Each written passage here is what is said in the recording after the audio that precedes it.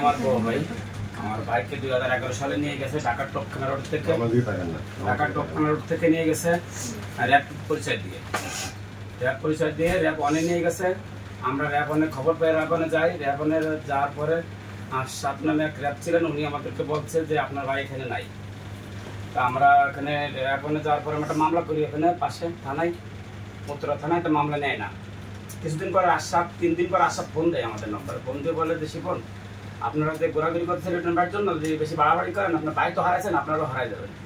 অতএব আপনারা চুপ থাকেন, কোনো থানায় আমাদের মামলা নেয় না। আজ পর্যন্ত মামলা করতে পারিনি আমরা আমার ভাইকে আজ পর্যন্ত খুঁজে পাই নাই।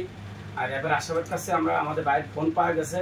আমরা সাধারণত ডায়েরি করেছিলাম, শুধু আমার ভাই হারাই গেছে এই ব্যাপারে। আশরাফের নামে কিংবা কোনো সরকারি বাদী নামে কারণ নামে মামলা করতে পারিনি।